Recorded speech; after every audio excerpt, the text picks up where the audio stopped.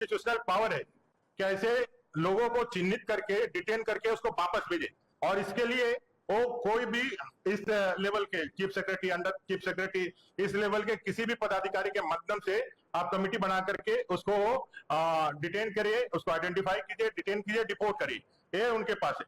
उन्होंने साथ में यह भी कहा है भारत की सरकार ने कि answering respondent submit that the government of India is serious and dealing with the matter regarding illegal migration and has taken all necessary steps earnestly। उन्होंने साफ तौर पे कहा है कि भारत की सरकार इस गंभीर मसले को समाधान के लिए अपने हाथ में पूरा ताकत रखती है। भारत की सरकार के पास यह पूरा अपना ताकत है कि हम ऐसे लोगों को चिन्हितीकरण भी करें और इसको डिपोर्ट डिटेन भी करें। यह भारत सरकार के पास वो उनके लिए यह कोई बड़ा इशू नहीं है। अगर वो यदि राज्य की सरकार जो प्रिलिमिनरी इन सब चीजों का संघीय व्यवस्था में उनके जुरिडिक्शन में, उनके क्षेत्राधिकार में ये सारे विषयों को डील करने का अधिकार है, अगर वो नहीं कर पाते हैं तो अपने पास सफिशिएंट मैकेनिज्म भी है और सफिशिएंट अपने पास ताकत भी है कि ऐसे अवैध तरीके से यहाँ रह रहे बांग्लादेशी घुसपैठियों का हम चिन्हितीकरण करके उसको डिटेन करके डिपोर्ट कर सकते हैं। और इसके लिए उन्होंने अपने आप को प्रस्तुत भी किया है और उन्होंने कहा है कि नेशनल रजिस्टर होना चाहिए, एनआरसी भी जो है उनको उसको भी माध्यम बनाया जा सकता है। आधार कार्ड एक जो है वो आधार कार्ड सिर्फ यूनिक आइडेंटिफिकेशन के लिए ही है, एनआरसी ही किसी को रजिस्टर्ड नागरिकता से जोड़ सकता है। तो ये अपने केंद्र सरकार ने, गृह मंत्रालय ने कहा है। राज्य के सरकार ने इस पूरे व्यवस्था में फिर मुझे लगता है कि पूरी जानकारी मुझे नहीं है, लेकिन जितने मुझे जानकारी मिली है, राज्य सरकार अभी भी समझ चाह रही है कि उनको अपना से या अपना पक्ष रखने के लिए सरकार माननीय न्यायालय उनको समय दे। हाई कोर्ट ने कहा है, माननीय न्यायालय ने कहा कि आप कमेटी बनाइए और कमेटी फॉर्मेट करके इसको आगे बढ़ाने का काम करिए। केंद्र और राज्य सरकार दोनों ज्वाइंटली इस कमेटी को टेकल या हैंडल करे, और जो नाम आएगा वो उच्च न्यायालय देखेगी, माननीय उच्च न्यायालय देखेगी कि वो सही है कि नहीं तो वो अपने तरफ से भी इन नामों का प्रस्ताव करके करेगी। तो मैं समझता हूं कि जिस तरह से माननीय उच्च न्यायालय ने संविधान प्रदत्त जो हमारी संप्रभुता है, उस संप्रभुता के रक्षा के लिए, क्योंकि भारत एक संप्रभु राष्ट्र है और संप्रभुता ही हमारे होने का सबसे बड़ा सबूत है।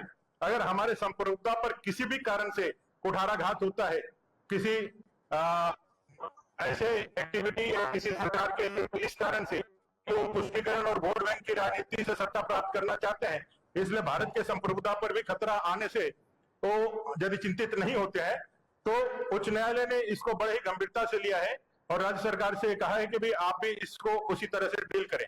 लेकिन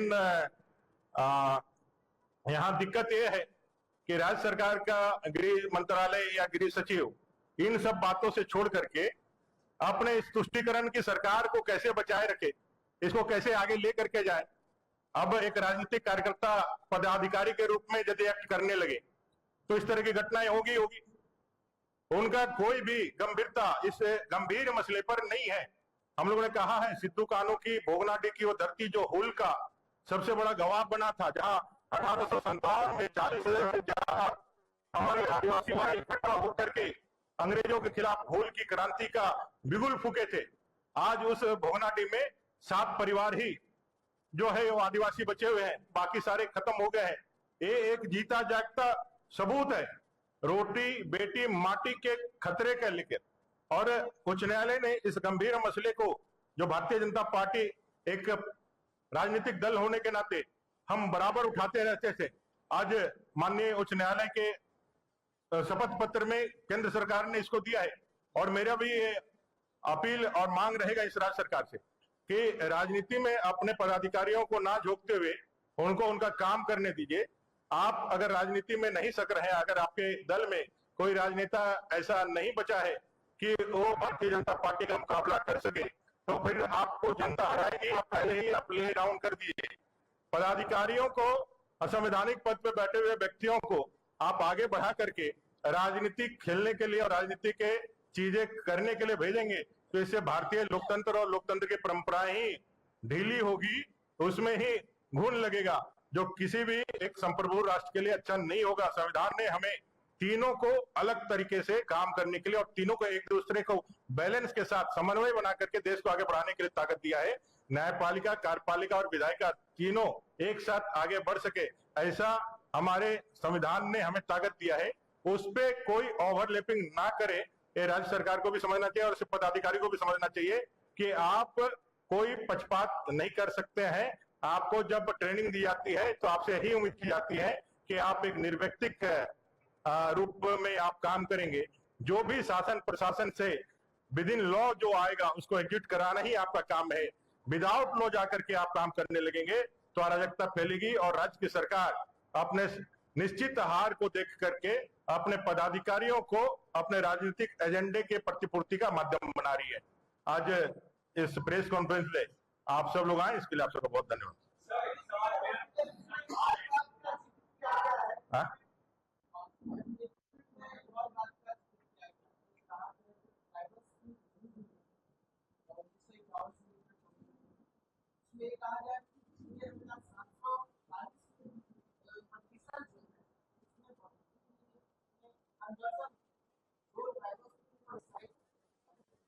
देखिए, सारे विषयों के लिए ही हम लोगों ने कहा है कि भाई आप एक राज्य के होने की भूमिका में निभाइए। एक मूल कारण है उस पूरे संथालपना में एसपीटी के रहते हुए भी आज आदिवासी आबादी का घटाव हुआ है और आदिवासी आबादी का घटाव के कारण आज पूरा संथालपना का डेमोग्राफी बदल गया है। ये मूल कारण है और इसका मूल कारण का मूल्य ये है, देखिए कोई भी धर्म मानने का हमें संविधान का अधिकार है। हम कोई भी, संविधान हमें मौलिक अधिकार के रूप में देता है कि हम कोई भी धर्म या उपासना हम स्वीकार कर सकते हैं।